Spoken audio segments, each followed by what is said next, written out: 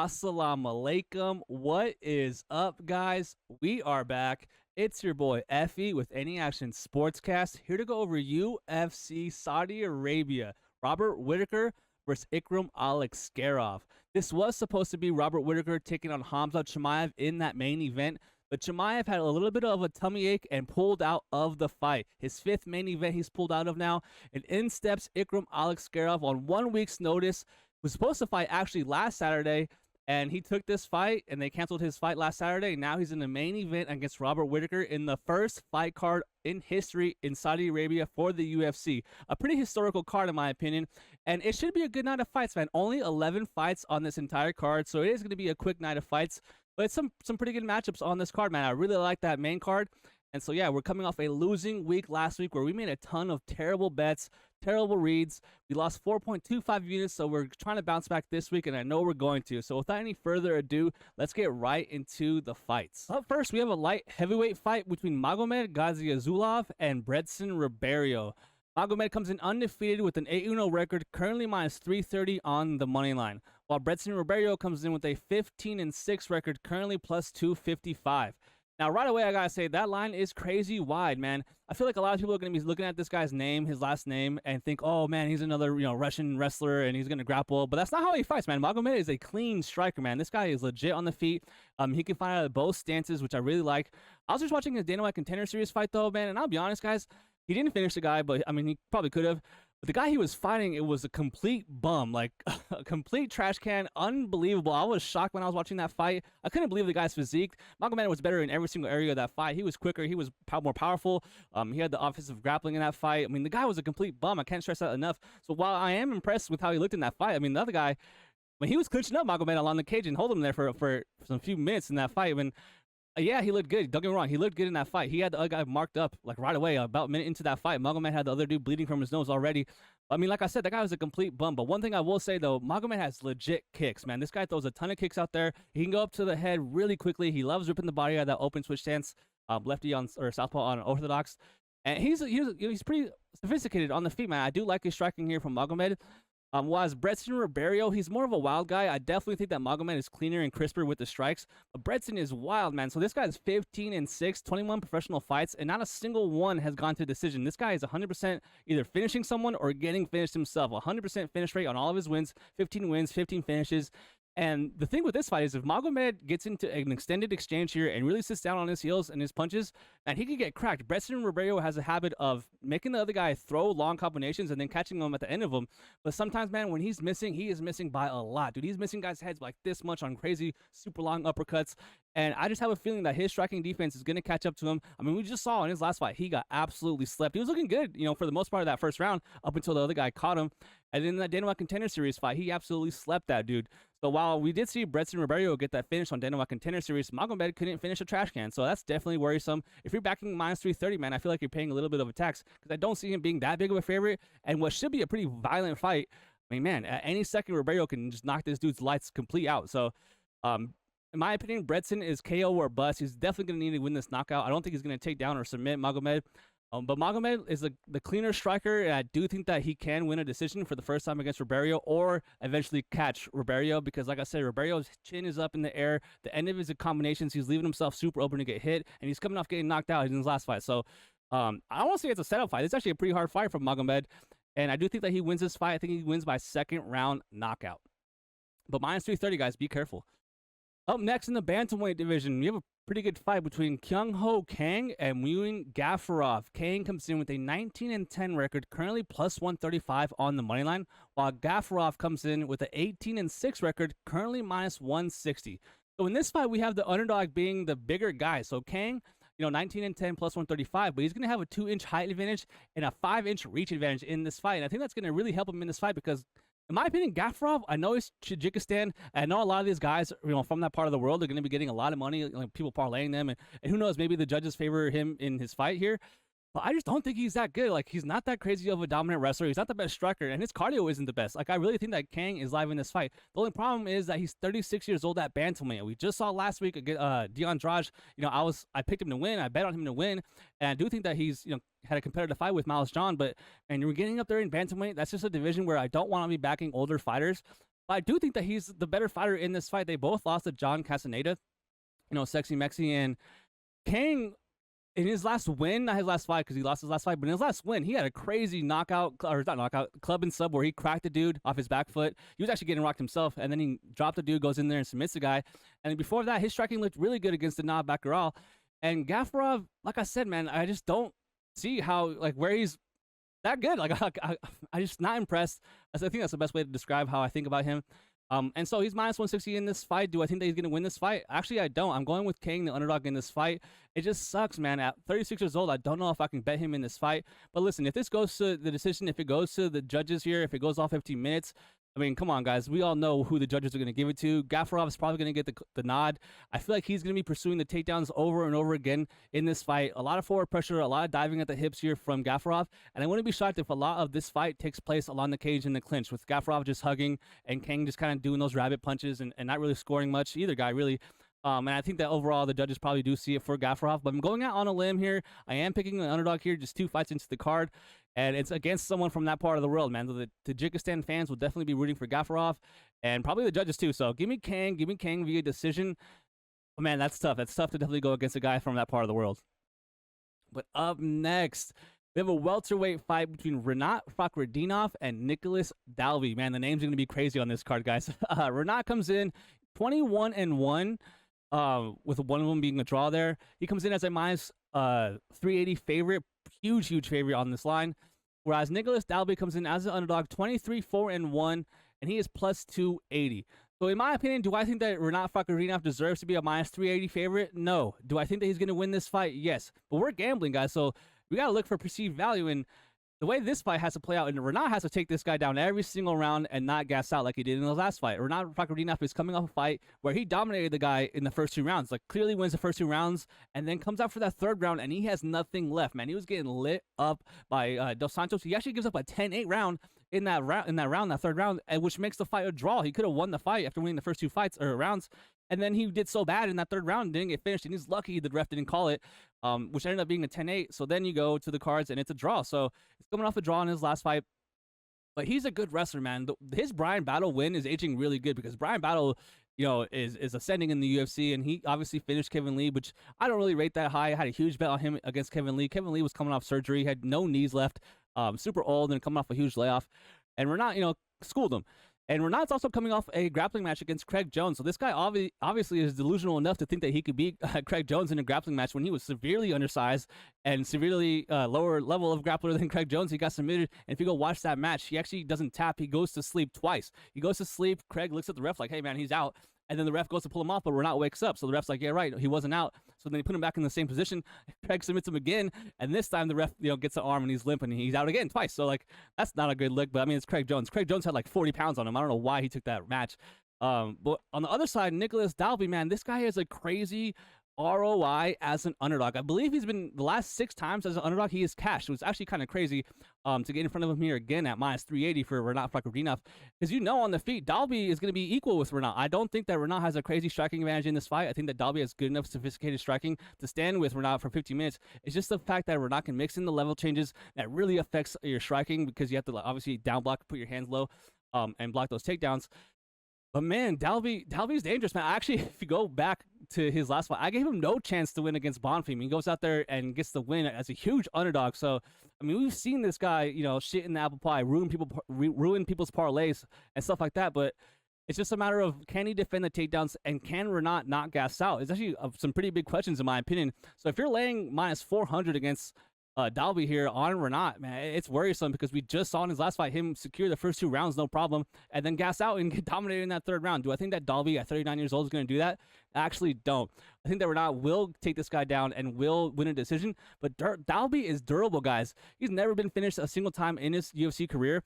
And it's going to be tough to pull it out, man. I don't think he's going to get subbed in this fight. I don't think Rinat Fakhretdinov is going to submit Dalby, but I do think that he's going to rack up enough control time.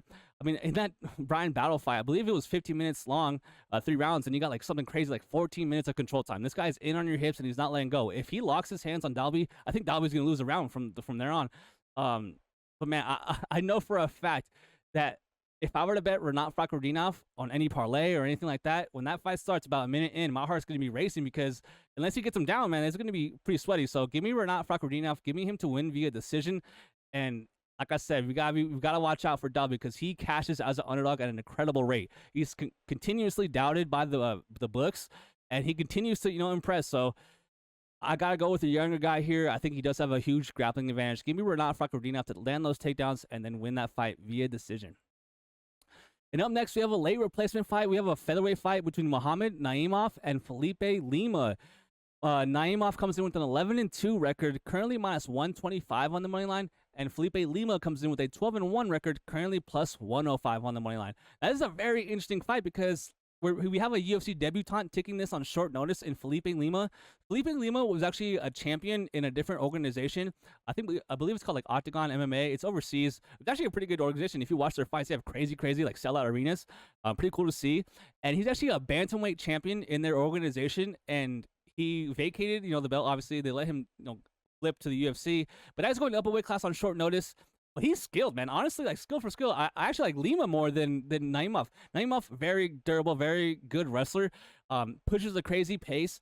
I am just not that impressed by him, man. Like another guy where like he's sneaking by in his fights, and I believe that's reflected in this money line. You would think that a guy, taking on a Tajikistan fighter in Saudi Arabia on short notice, going up a weight class would be a huge underdog, right? He was plus 180 early in the week, and he's come all the way down to plus 105. I wouldn't be shocked if Felipe Lima is a pick him before this fight starts. On one hand, yes, Naimov is going to have a size advantage. He's more of the natural featherweight, and obviously fights at featherweight.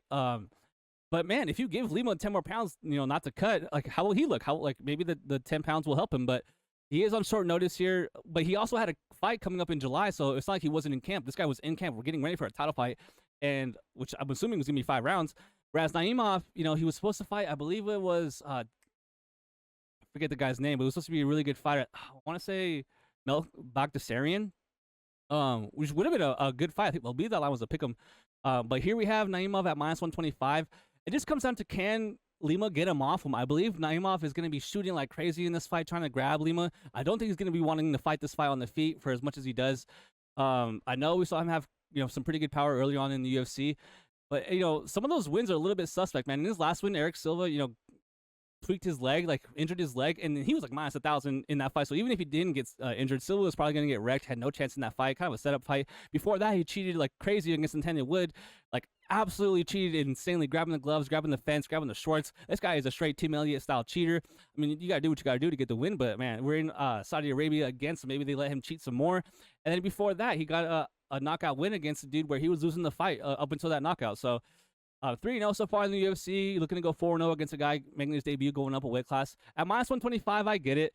I really want to pick Lima in this fight, but I am going to pick Naimov. I would not be shocked, guys, if Lima comes out and has a crazy striking advantage in this fight, really good speed on his strikes, and I wouldn't be surprised if he's able to down block and stuff these takedowns from Naimov early in the fight. It's just that as the fight goes, does that size wear on him, and can Naimov secure 2 rounds? Because I don't think he's going to finish Lima. It's kind of funny. Lima is 12-1, and he lost his first pro MMA fight and hasn't lost since, so the kid's good. The kid's definitely good, not a bum, and it's reflecting in that money line there. But give me Naimov to win this fight. I do think that if it goes to the judges, he's going to get the nod. But I wouldn't be shocked to see Lima land more damage in this fight. It should be a banger of a fight. I can't wait for it. And I'm super excited. It's like a low-key sleeper banger on this card. Give me Naimov to get the nod. Give me Naimov via decision. And up next is a fight that I don't think will need the judges. We have a lightweight fight, the last featured prelim on the card. We have Nasrat Haqprast taking on Jared Gordon. Haqprast comes in with a 16-5 record, currently minus 250 on the money line, where Jared Gordon comes in with a 20-6 record, currently plus 205. Now, I'm going with Haqprast in this fight. I wish the line was a little bit lower, but I do think that he wins this fight. So Jared Gordon's coming off a sick knockout in his last fight. Cut the guy clean in the clinch up against the fence. And then he had like a weird loss before that against Bobby Green, which on the record it says he got knocked out, but if you watch it, it was like a headbutt, kind of a clash of heads type style, and then Bobby Green's celebrating like crazy, and then they just ripped the win away from him. It was kind of funny. And then Haqprast, also coming off a win, but the big red flag for me is the takedown defense. It comes down to, because on the feet, guys, like I don't expect Jared Gordon to win the striking exchanges. If this plays out 15 minutes on the feet, no takedowns involved, Haqprast is going to win. Haqprast might even finish Jared Gordon and knock him out if that's the case. But Jared's not dumb. Jared's an experienced vet. He's going to be shooting on Haqprast. He's going to be wanting to grab this guy and get this guy down. And to me, I can't get the Dan Hooker fight out of my head. Dan Hooker is an Australian kickboxer. looking to strike with guys, and he was taking down Haqprast at will. That was crazy to watch. He's still super young. The 7-year age gap in this fight going toward Haqprast. Haqprast 28, Jared Gordon 35. He's getting up there in age at 155. That's not the best. And I do kind of question his durability, man. Can he take Haqprast's best punch? I know he's coming off a knockout win himself, Gordon, that is.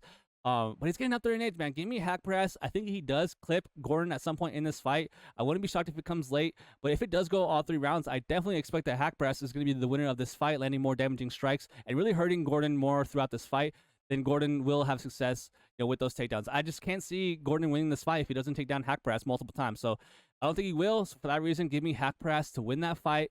Actually, I'm going to go with a knockout in that 2nd round. Yeah, another fight that probably won't need the judges. We have a light heavyweight fight, first fight on the main card, guys. We have Johnny Walker taking on Volkan Oezdemir.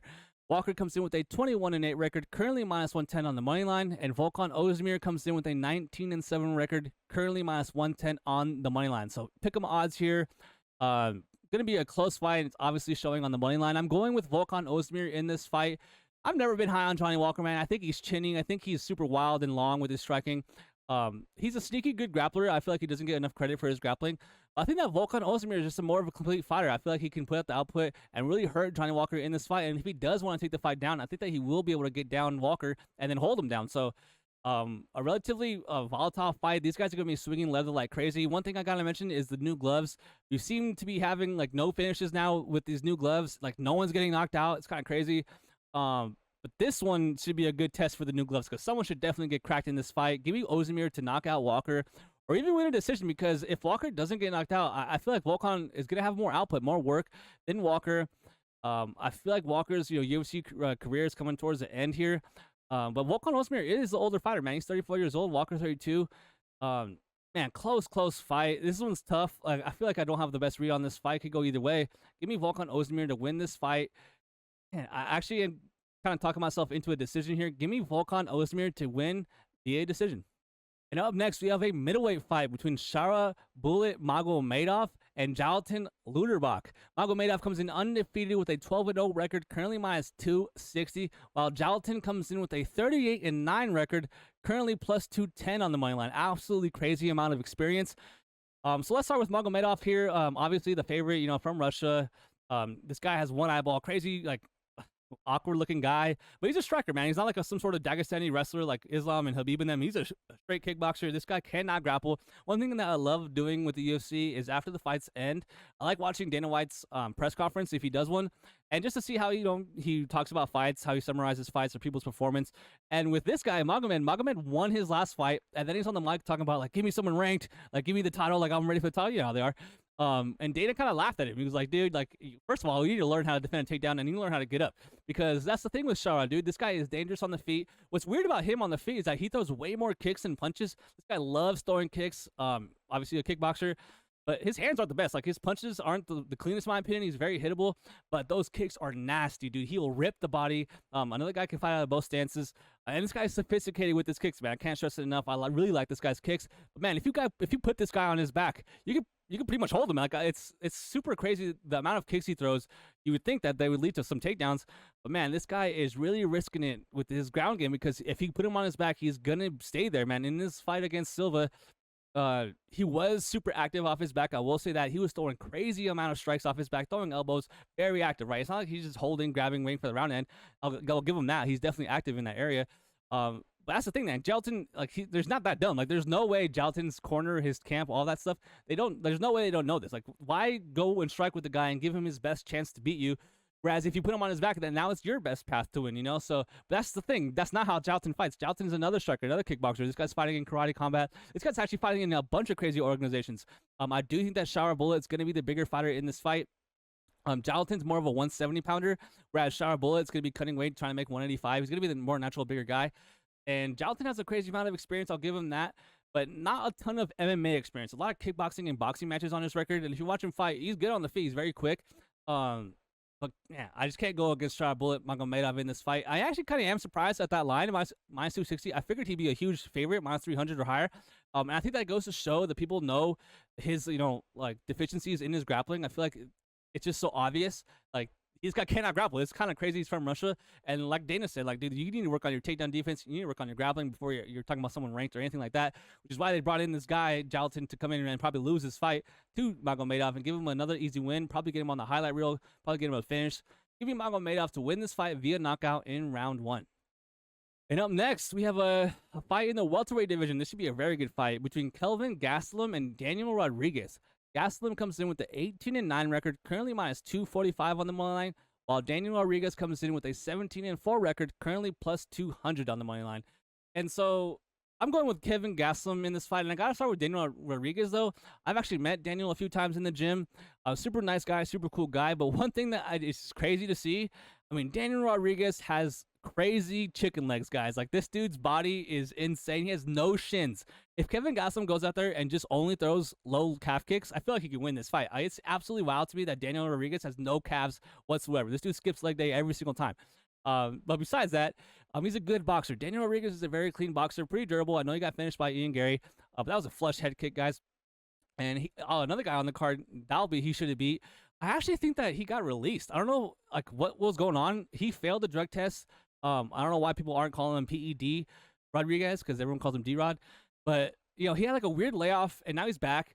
And, well, as Kelvin Gastelum, like, he's in the twilight of his career where it's either like put up or shut up, man. Like, I can see Kelvin losing this fight and like straight up retiring. Like, what is there to fight for Kelvin? He's at a new weight class at 170. He was at 185 for the most part. And he looked good against Chris Curtis. Another weird fight with like a weird headbutt in that second round. And Chris Curtis, you know, seems to be blaming the loss on that. But Kelvin looked good. I had money on him in that fight. And he came through. But for as good as Daniel Rodriguez is at boxing, so is Kelvin, man. Kelvin is very quick, very sophisticated in the pocket. This dude is tight, keeps his high guard, and he's super durable, man. This guy's one of the most durable guys in the UFC. So I definitely don't think that Daniel Rodriguez is going to finish Kelvin Gastelum. I feel like Kelvin Gastelum had another good reason to back him in this fight is I feel like he can take down Daniel Rodriguez. I feel like Kelvin Gastelum has the grappling advantage in this fight. He's good enough in the boxing realm to compete with Daniel Rodriguez, and he has those leg kicks available at any point in the fight. Daniel Rodriguez will be the taller guy, larger guy in this fight, so it is going to be a little bit worrisome for Kelvin to crash the pocket here. But I think he's going to do it, man. Give me Kelvin Gastelum to win this fight, to win via decision, and to get back on track. And up next, we have a heavyweight fight, the co-main event, guys, between Sergei Pavlovich and Alexander Volkov. Pavlovich comes in with an 8-2 record, currently minus 235 on the money line, and Alexander Volkov comes in with a 37-10 record, currently plus 190 on the money line. Now, one thing you guys have to know about this, guys, is that these two guys are friends. Absolutely crazy, absolutely dirty that the UFC are going to make these two guys fight. I believe one of them said, I'm not going to sign this fight unless the other guy signs, and I feel like the UFC did them dirty with like, hey, like the other guy signed, like you should sign now. Whereas I don't think the other guy was going to go first. So they have trained before. One thing that I saw was super like giant red flag was Volkov got asked about this fight. And he got asked about the sparring matches he would have with Pavlovich when they would be training together. And he was like pretty much like, hey, man, I'm going to lose this fight if we ever fight. He was saying stuff like every punch that Pavlovich hurt him. He said that he didn't like sparring with him because of how good he is. And one thing that Pavlovich has over all of his opponents is that reach, man. He's a heavyweight with an 84-inch reach, man. This guy can slap you, like, as soon as you say ready to fight, he can touch you, especially in that small octagon. I mean, we're not going to be in that small octagon in the Apex this card, but still, you get my point. Pavlovich has a crazy reach advantage, and he's crazy, crazy fast in the pocket. I know he lost his last fight against Aspinall, but Aspinall is that dude, man. Aspinall is a top-tier champion-level fighter. I mean, don't get me wrong, Volkov is a very good fighter as well. He's very, very dangerous on the feet. I'm interested to see if Volkov decides to try to take down Pavlovich. We haven't really seen Pavlovich have to defend takedowns because, I mean, guys, all of his fights are ending in like 45 seconds, like round one. It's crazy. Same with Volkov as well, but some of them do get to round two.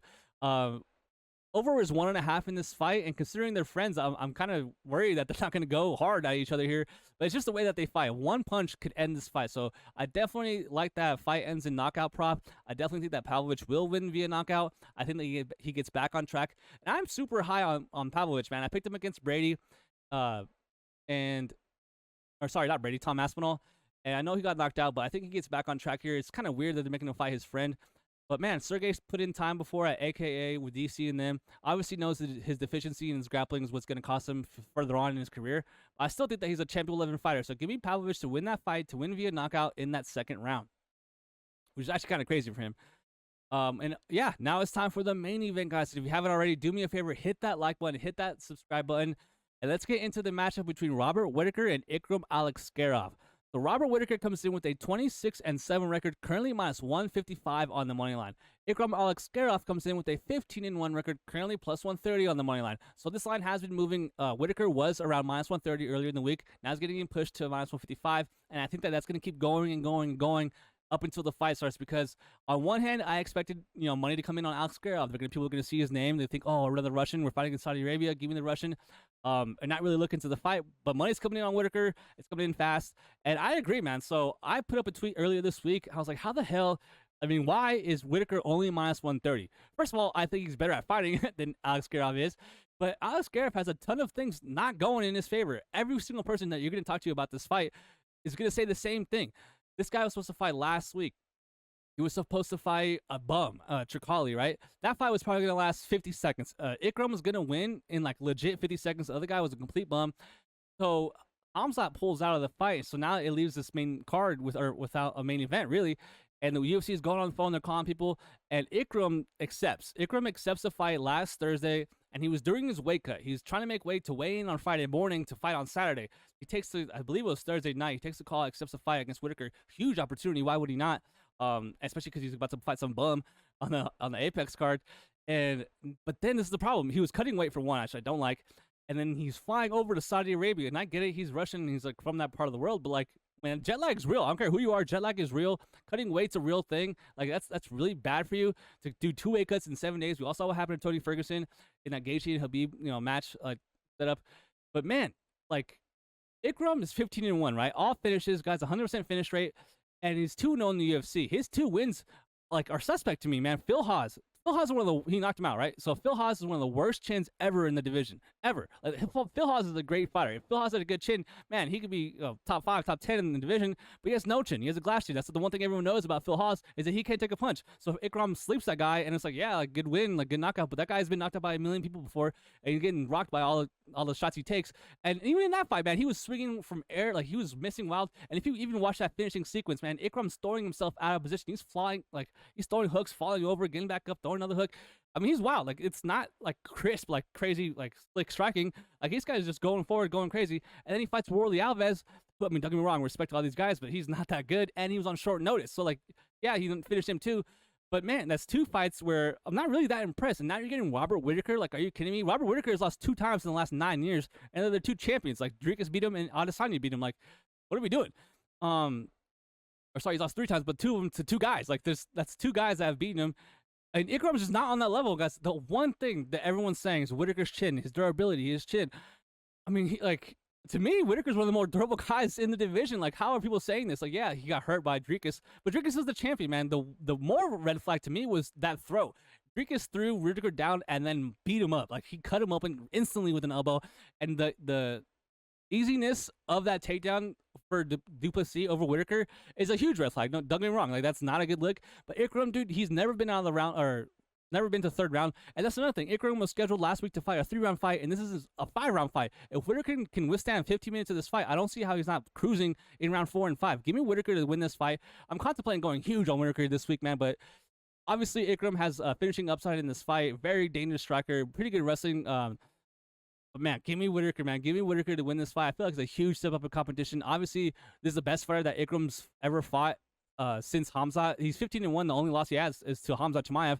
And Hamzat uppercutted this guy's head into the rafters. So I know Whittaker is not like some sort of power puncher, but I feel like he's an overall better fighter. I feel like he has a good enough defensive grappling, good enough defense in general to not get hurt by Ikram and really put it on this guy. So he was preparing for Hamzat. Hamzat was going to push a crazy grappling pace. So I know his grappling is going to be on point in this fight.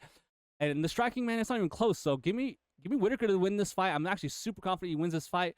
And we're going to see Whittaker win that main event the first time in Saudi Arabia. So yeah, that'll do the video, guys. Thank you so much for watching. Good luck this week. Hit that like button. Hit that subscribe button. I'll see you guys next week. Peace.